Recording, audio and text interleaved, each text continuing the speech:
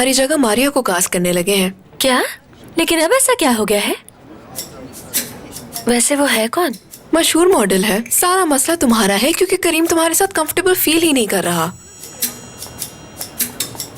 मुझे लगा ही था, अगर वो कंफर्टेबल फील नहीं कर रहा तो उसे बदलना चाहिए ना। ये नामुमकिन है क्योंकि आइडिया निदा का है।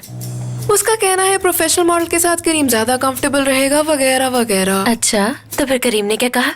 वो तो फौरन मान गया। वाह क्या बात है। देखो, तुम्हें निदा से थोड़ा होशियार रहना चाहिए। ये उन लड़कियों में से नहीं है जिनसे फौरन और आसानी से छुटकारा मिल जाता है। कोई नहीं जानता कि वो कब क्या सोचती है। वो जरूर अभी भी कोई ना कोई चाल चल रही है। पीछे हटने का सिर्फ एक बहाना है। वो चाहती है तुम इस प्रोजेक्ट से बाहर हो जाओ और तुम्हें कोई ना पहचाने। वो उस मारिया को लाने के लिए कुछ भी करेगी क्योंकि उसका असल मकसद तुम्हें इससे बाहर करना है। मुझे ये सब बताने का शुक्रिया, मेरी बहुत मदद की तुमने। लेकिन इसका ये मतलब नहीं है कि मैं माजी की बातें भुला दूंगी। हाँ, मैं जाके ये सब मोहसिन अंकल को बताती हूँ, फिर देखना क्या होता है।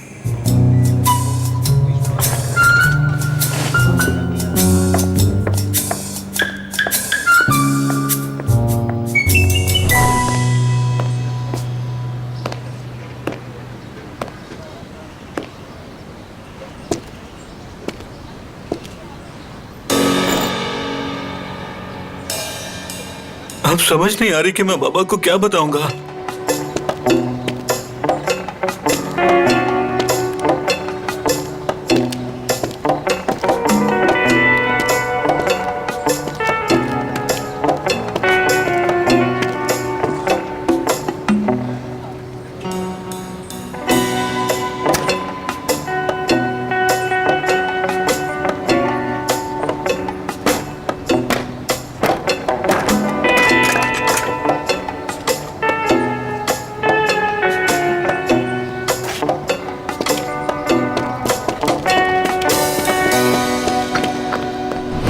ठीक है, हाँ, ठीक है, जल्दी मुलाकात होगी। बात होगी क्या? हाँ, और बात बन भी गई। उसने शेड्यूल चेक कर लिया है, आज 4 घंटे फ्री है वो। ओह ग्रेट, यानी वो आ रही है। हाँ बिल्कुल आ रही है, आधे घंटे में पहुंच जाएगी। अब अच्छा निदा बताओ कि मेरा हेयर स्टाइल तो बिल्कुल ठीक लग रहा है ना? अगर कहो तो किसी स्टाइलिस्ट को बुलवा ले। इसकी जरूरत नहीं है, उसकी मंगनी हो चुकी है। तुम क्या कह रही हो? मैं तो मैरिड हूँ अब। मैं भूल गई थी। मैं तो बस इसलिए कह रहा था कि उसके मुकाबले में हल्का ना लगूं, और कोई बात नहीं। फिक्र मत करो, तुम अच्छे लग रहे हो। हाँ ठीक है, चलो मसला तो हल हुआ। तो काम शुरू करें क्या? वो दरअसल हमने तुम्हें एक बात बतानी है। आयशा, दरअसल अब तुम ये प्रोजेक्ट नहीं कर सकती। हम प्रोफेशनल मॉडल को हायर कर रहे हैं। मोहसिन साहब को मैं समझा लूंगा।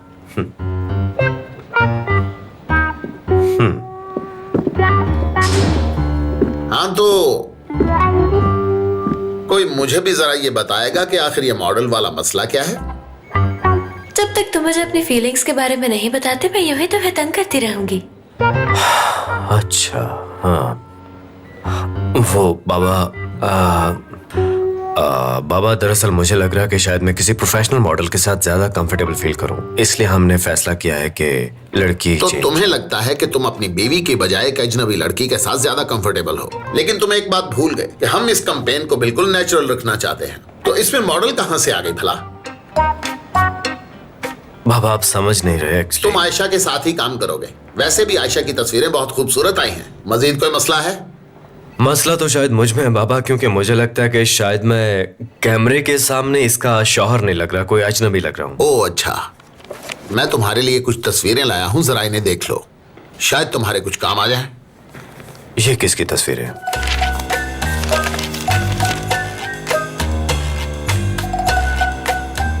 बाबा आप कितने बरसों से ये सब जमा करते हैं? ये तो बरखुरदार तुम्हारा सिर्फ 5 साला रिकॉर्ड है जो मेरे ऑफिस में है। बाकी का सारा मैंने घर की अलमारी में सेव कर रखा है। जरा इस तस्वीर में देखो, तुम्हारी स्माइल कितनी अच्छी है। बस इसी तरह नेचुरल स्माइल देनी है तुम्हें।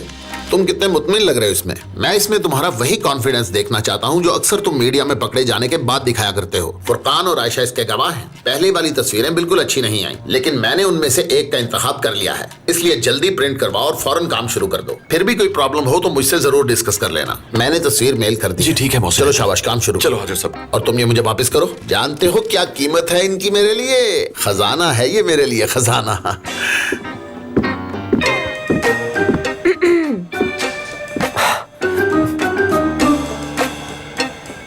मुझे जाकर वो तस्वीरें देख लेनी चाहिए। आओ यहाँ बैठो ना थोड़ी देर।